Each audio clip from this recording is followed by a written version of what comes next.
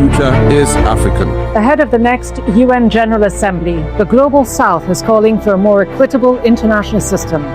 Can Africa lead that change and help reset the global order? We don't reject partnership, but partnership must be on our terms and conditions. Ladies and gentlemen, these are the words of His Excellency John Mahama as he addresses the world. Watch this video to the end, but make sure you subscribe to this channel. Africa cannot continue to be a dependent continent. There are things we can do so that we're able to have a better voice in global affairs. We traveled to Accra to speak with Ghana's President John Mahama about his vision for a new global architecture built on dignity and partnership with Africa, not injustice and exploitation. The challenge that us leaders of Africa today face is not a liberation struggle that was fought by Kwame Nkrumah and our forebears. It is the economic struggle. We don't reject partnerships, but those partnerships must be on our terms. Africa's prosperity is not a threat to anybody. Hello and welcome to this edition of Bigger Than Five with me, Rida Fakhri. As the international order comes under increasing strain, countries across the global south are demanding a greater voice in shaping the rules that govern it. One of them is the West African nation of Ghana. We're in the capital city, Accra, where President John Mahama is positioning Ghana and Africa to play a greater role in the push for a more representative and equitable global order. At the center of that effort is President Mahama's Accra Reset Agenda, an initiative aimed at moving Africa from dependency toward greater resilience and influence in global affairs. I sat down with President Mahama to discuss Ghana's ambitions for Africa, the push to reform global governance, and whether this is the defining moment the continent can translate its growing influence into lasting power. Mr. President, thank you very much for having us here at Jubilee House and for taking the time to speak with us today. No, thanks for having me. The Western-led international order has come under increasing scrutiny and pressure as more and more countries in Africa, but also across the global south, are demanding a greater voice. You have been calling not just for reform, but for a fundamental reset of the way the rest of the world engages with Africa. It's a lofty, ambitious initiative. In practical terms, what does it actually mean? Well, it's born out of reality. 80 years after the Second World War, the new global order was formed based on multilateralism. And it placed Africa in a situation where we have had a dependency syndrome. And so we live on the handouts that the West gives us. And then aside from that, we don't control our resources. Our resources are bought at prices that are set by the West and exported, and the finished products are sent back to us at prices that are set by the West. And so the whole idea of the research started with the issue of health sovereignty and breaking the dependency syndrome. So we convened a conference here and said, look, we need to pull ourselves up by our bootstraps. We must create more resilient health systems. We must produce more of our medications locally in Africa. We must finance our health outcomes more ourselves. We don't reject partnerships, but those partnerships must be on our terms. We must have a greater say in what those resources are used for. And so we had the Accra Reset Conference. But then it's gone a step further because it applies to other things, including the whole global order. Africa cannot continue to be a dependent continent. There are things we can do so that we're able to have a better voice in global affairs. And so that's where it all started, and it's continued. But how do you actually break that dependency syndrome that you speak about? How do you make sure that Africa as a whole can assert itself and be seen through a different lens as a global partner, not as a continent that has long been seen through the lens of turmoil, conflict, and dependency? Let me say one thing. Africa's prosperity is not a threat to anybody. Indeed, Africa's prosperity will be a benefit to the whole global economy. And so it's in the interest of the whole world that Africa prospers and that Africa does well, and that we're able to overcome the challenges that we face in terms of, growing our economies, in terms of, providing education for our people, in terms of healthcare and all that. We can do things better.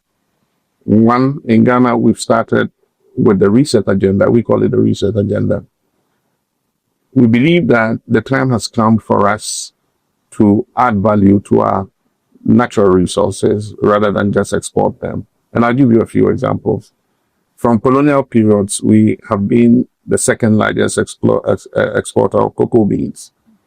Now, just about 30% of those cocoa beans are processed locally.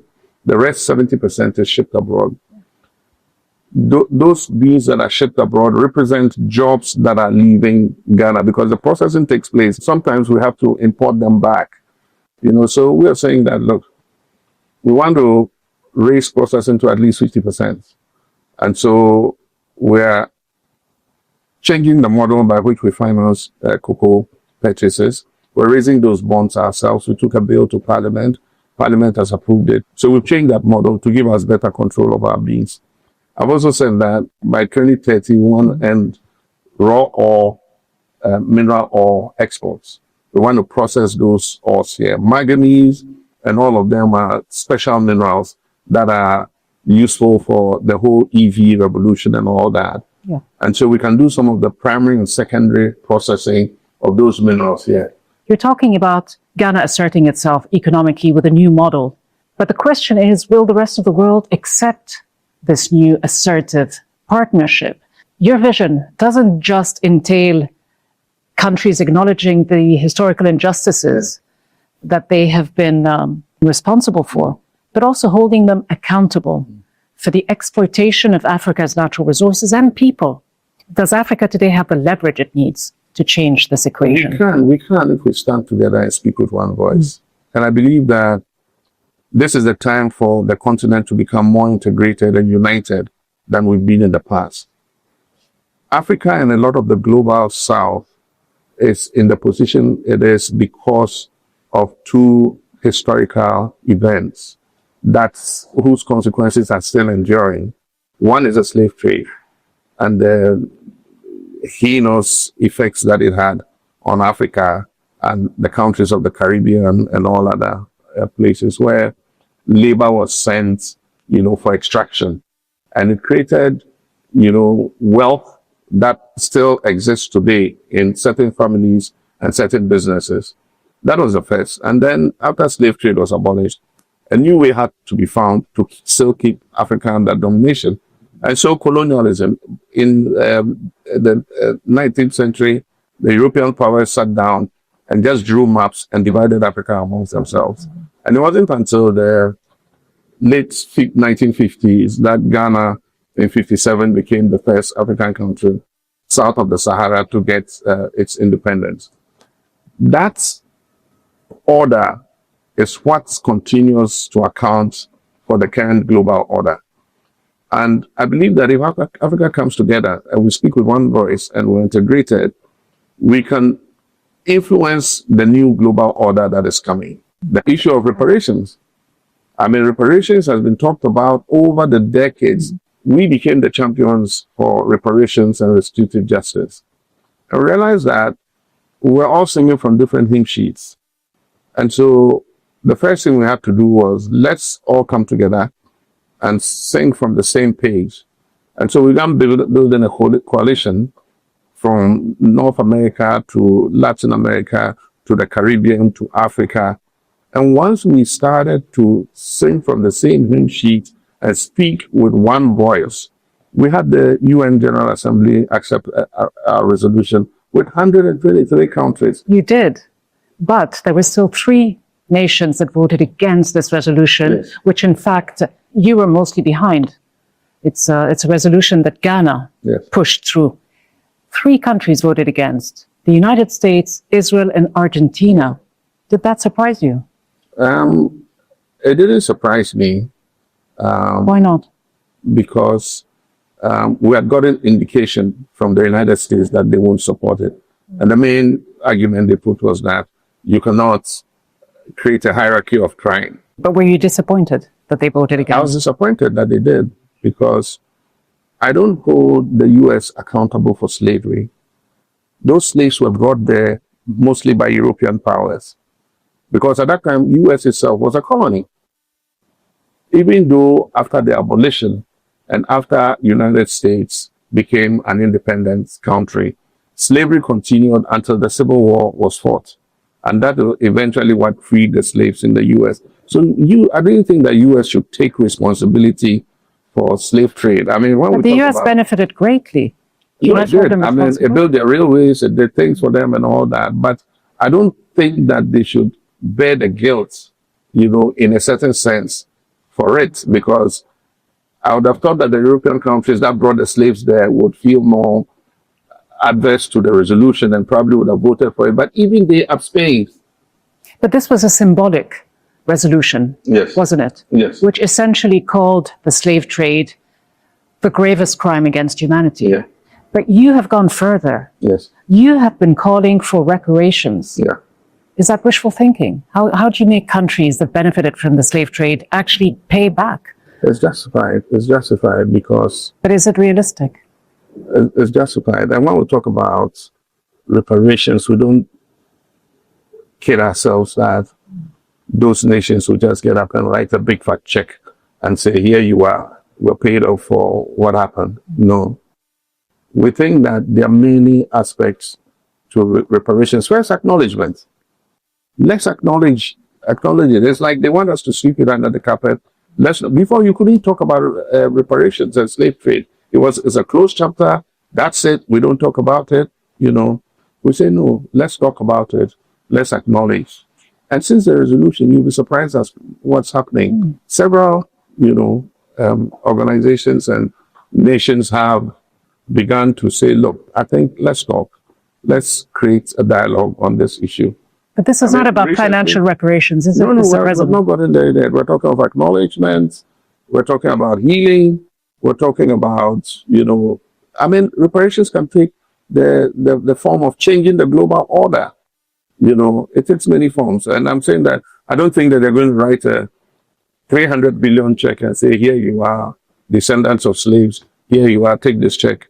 And, let's let it pass, We must even learn from the lessons of history. We talk about the Holocaust today. We still talk about it because never again should it happen that millions of people are put in railway trucks and sent into gas chambers and gas to them. That was horror, But we can't forget it. If we forget and we don't acknowledge what happened and all pledge that we will work to not make it happen again, it could happen again. But isn't it happening again? Mr. President, when you look at what's going on in Palestine, you look at Gaza, you look at the West Bank. What would you call it? It's what it is. Is it a genocide? I said it works like a duck. It looks like a duck. It's a duck. It's a genocide. Of course. Because, look at the number of people who have been killed. Of course, we condemn what Hamas did, killing 1,300 Israelis. But the toll on the other side, 65,000 women and children have been killed since October, that October strike. And even today in the West Bank, settlers are hounding Palestinians of their land, and they go create the problem with families that have been settled on that land for many years. And then they go and tell the Israeli authorities that the Palestinians are, attacking them, and the IDF, Israeli Defense Force, comes without asking any questions, joins the settlers to brutalize the Palestinians, You talk about the need to reform the global system. International justice is a key part of it, isn't it? Exactly. Does this demonstrate the double standards that we see today? When you compare the situation in Ukraine and the situation in Gaza, can we ever talk about justice anymore? It's not the first time. It's been with us. Look at the fight against apartheid. Until the ANC and the freedom fighters of South Africa, together with the frontline states, put a lot of pressure on South Africa to eventually let go apartheid. Some of their greatest backers and allies were the Western nations. And so that hypocrisy has been with us. You know, different lenses are used to look at different situations. And the point is, as long as we continue to distort justice, depending on who it is, we will continue to live a lie.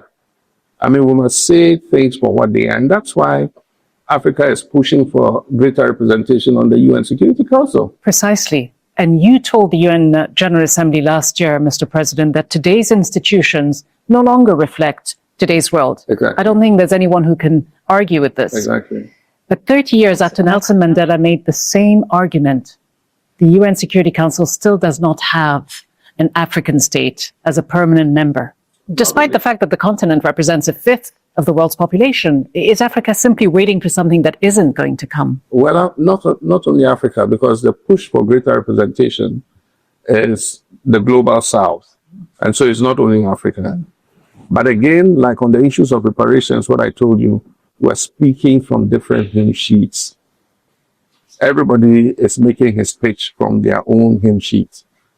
In Africa, we went and passed the consensus they call the Zulu consensus. And we said that we wanted the global reform of the United Nations to involve expanding the Security Council and allowing greater African representation, and then at the same time, either removal of the veto or extension of the veto to cover the expanded membership. Now, the point I've made, and I've made it before and I'll make it again, is that we need a two-step solution. And so we should speak with one voice and ask for an expansion of the Security Council. Once we expand the Security Council and we have better representation of the Security Council, then we can discuss the veto. But of course, the countries that have the veto are not going to even consider reform of the Security Council when even before you've expanded the membership, you're asking for, you know, a determination of what happens to the veto. We need to change our strategy, and we need to speak with one voice. But can you speak with the one voice as African nations? Let's say the Security Council offered you 1 or 2 permanent seats tomorrow. How should Africa decide which country or countries will represent the continent? Can it unite? I think we can. I believe that it would have been best if we got 5 seats, because Africa has 5 regions. And so each region would have representation. But do you think realistically Africa can demand this greater voice if it cannot often speak with that one unified voice? We saw the migrant crisis in South Africa recently. Yeah. Can you be united? And which of the countries? South Africa has always been tipped as one of the main candidates. And Nigeria with 230 million people. There's also Egypt.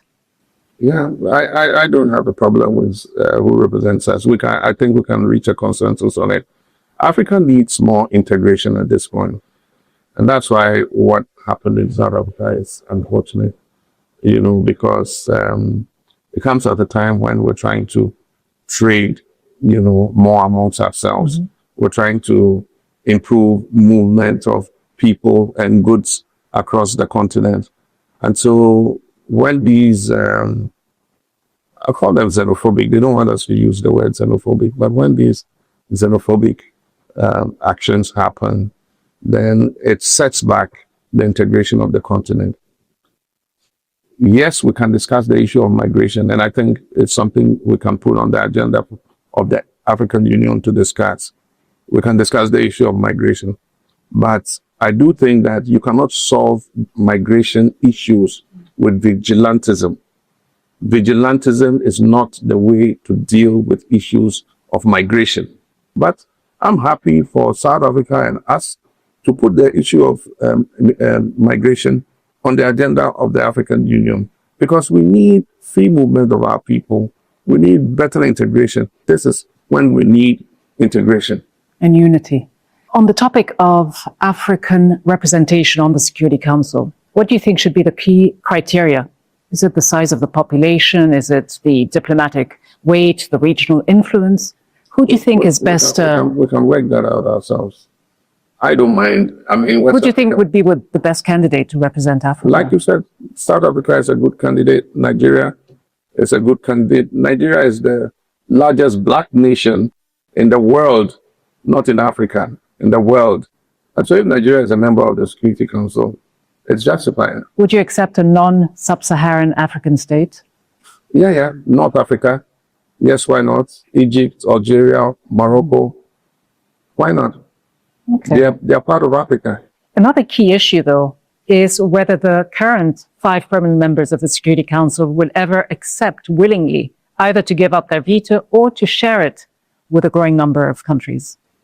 Several of the countries have, given indication that they are not averse to an expansion of the Security Council.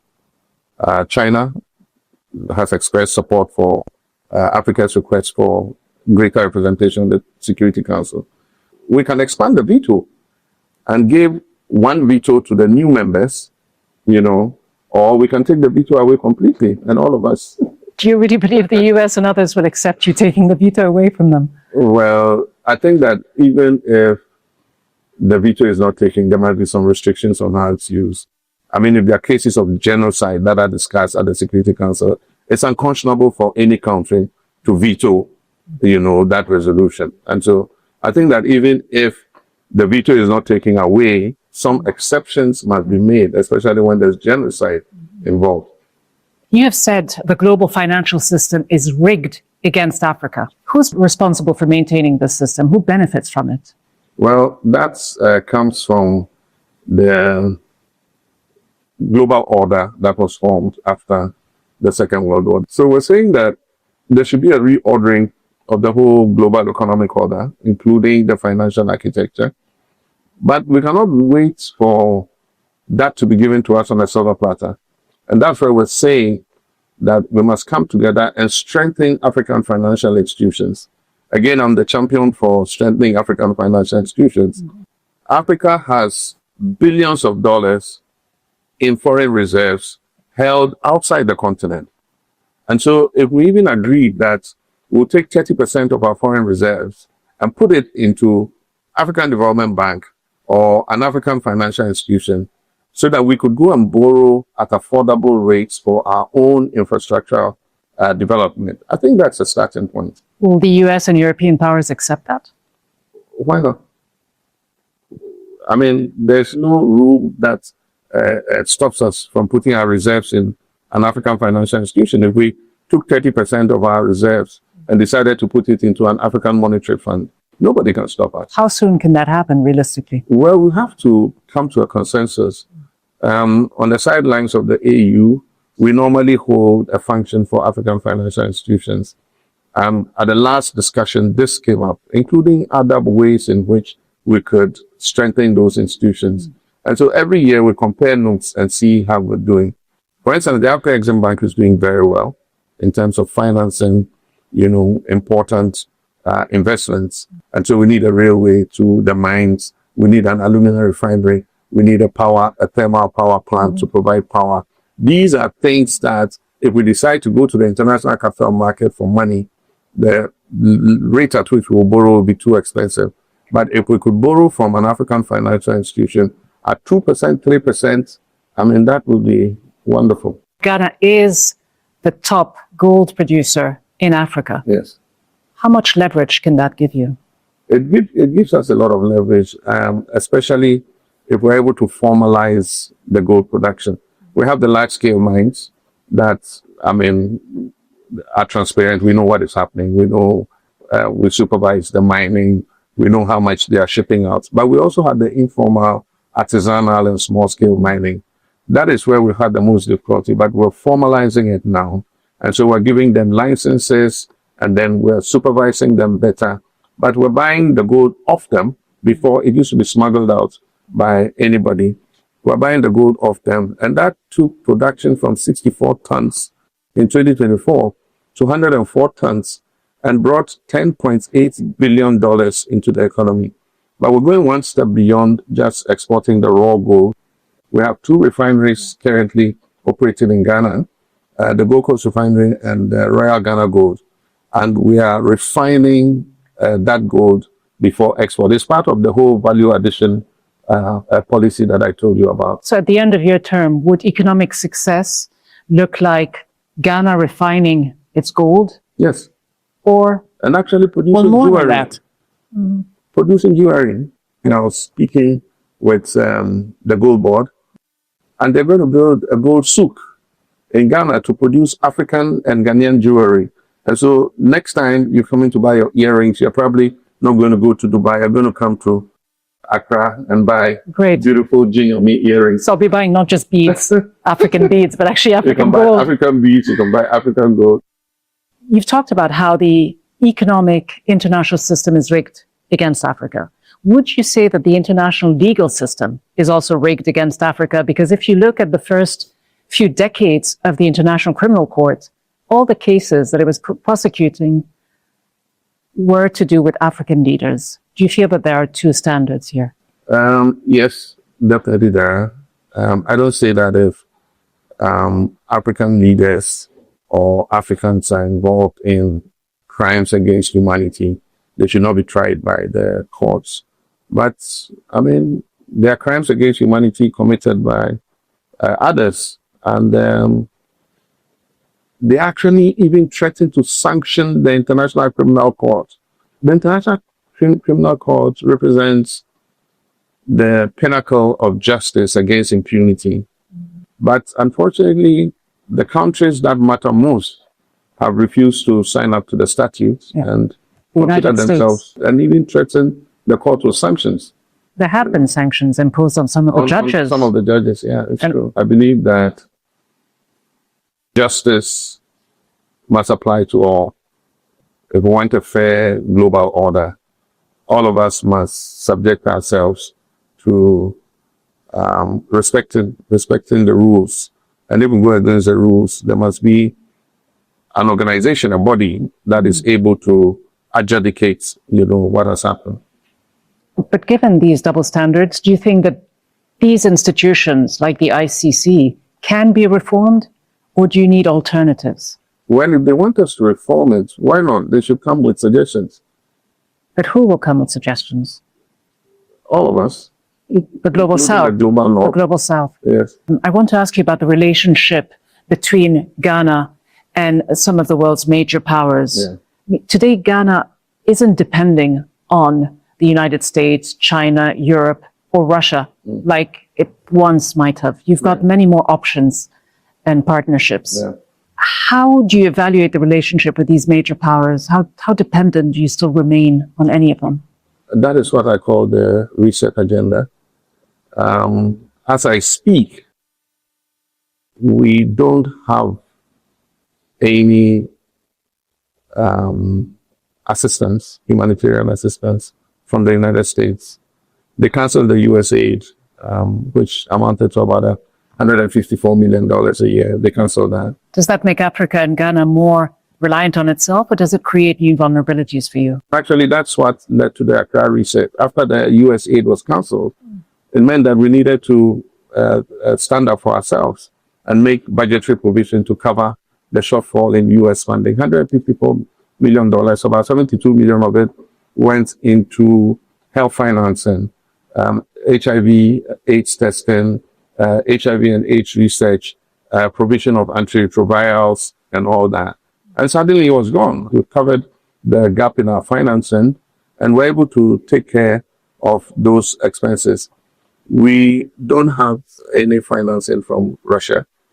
And as I speak, we don't have any financing from China.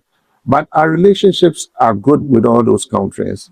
Ghana was one of the leading non-aligned movement countries. And so we don't inherit anybody's enemies. And we're not, we're friends to all, enemies to none. And so we have good relations with China, we have good relations with America, we have good relations with Russia. And so that is Ghana's foreign policy. Of course, Africa is the centerpiece of our foreign policy. But our external policy beyond the continent is to maintain friendly relations with all countries. Ghana in recent years has become also a symbol of democracy, one of West Africa's strongest democracies. What has it done differently that has allowed it to transition peacefully, democratically? The first comes from our historical experience. After independence, Ghana was among the first to introduce military coups. We got rid of our first president. And after that, it was a cycle of coup d'etats. And we realized that, look, I mean, we're not going anywhere. We're going around in circles. And so after the 31st December revolution with Jerry John Rawlings, in 1992, the Commission for Democracy did a survey, and all Ghanaians said, we want to go back to democratic rule, constitutional rule. And so we took the 1992 Constitution onto ourselves. And the good thing about it is we have two dominant political forces, and all of us accept that democracy is the way to go. And so we lose elections, we hand over. They lose elections, they hand over. It's like two puppies, 8 years. It's like two puppies playing. And you were in office twice. It's serious business. It's serious business, but there's that transition that happens seamlessly. Seamlessly, that's true. Why do you believe that the rest of West Africa hasn't been able to do the same? You see, for us and for me, my mission is to show the rest of the world and the rest of Africa that democracy works and that you can create prosperity for people in a democratic atmosphere. It's time consuming, but I believe that whatever progress you make is more sustainable than, if we were in a dictatorship. And both parties understand that. And so far, we're doing good. Ghana, Mr. President, became a symbol of liberation for sub-Saharan Africa, of course, after the independence in 1957. President Kwame Nkrumah, Ghana's first president at the time, argued that political freedom would be incomplete without economic independence. Yes. Nearly 70 years on, do you think that Ghana and Africa have achieved the kind of independence that Nkrumah imagined? No, we haven't. Indeed, Kwame Nkrumah is a visionary par excellence. I mean, he could see far into the future. There were two things he was concerned about. One, African unity and integration. We're confronted with the same challenges today. And I regret that at the time, our forebears in Africa did not see into his vision and then create a much bigger union than we currently are. Now we're 54 countries, each with its own flag, its own national anthem, its own economy, its own central bank, its own currency, everything. So that's the first regret. The second is that he said, now that we've finished the liberation struggle, the next struggle is against neo-colonialism. Mm-hmm. And exactly is the neo-colonial economic order that we are currently trying to shake off. And so the challenge that us leaders of Africa today face is not the liberation struggle that was fought by Kwame Nkrumah and our forebears. It is the economic struggle to create economic independence, economic advancement for our people, be able to send our children to school, give them the opportunities they deserve, create jobs for them, make life better in our countries so that our children are not crossing the desert and dying in the Mediterranean and all that.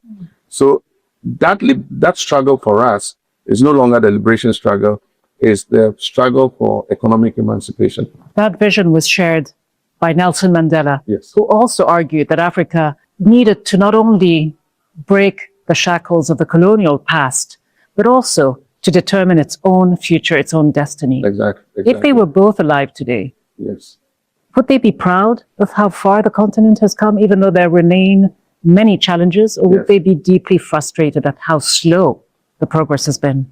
I think we're making progress, even though slow, but I do think that our young people are in a hurry. The Gen Zs and others don't have time to wait for that snail-paced, integration of the continent and economic emancipation. But the thing is... And 60% of Africa's population is under the age of 25. And the thing is, they have such incredible access to knowledge that we could not have dreamed of when we were their age. And so the tools are there for Africa to leapfrog. And so we must look at technology, we must look at digital services, especially in Ghana. The fintech space is changing so much, our regulation cannot even keep up. every day something else is coming up and we have to recast the regulation to factor it in. And so I believe that things will speed up because of technology, because of artificial intelligence and the pace at which that sector is developing. I believe that. Mr. President, although you still have a few years in your current term, when history looks back at your presidency, what do you hope it will say about the role that you and Ghana played in advancing Africa's rise? For me, leadership is a baton. And I believe that every person comes, runs his share of the race, and hands the baton over to another person. So whatever I'm doing in this short term that I've been given is just my part of the race to move things to another level so that somebody also takes it and continues. And I believe that we've ignited the flame, the whole issue of the Accra Reset, natural resource sovereignty, value addition, expanding our economies, integrating the continent. I think all those are conversations whose time have come. And as long as I remain in office, I'll continue to advocate all that. And my hope is that others who will come after us will continue from where we leave off. President John Mahama, thank you so much for this fascinating conversation. Thank you so much. Thank you. Thank you, Mr. President.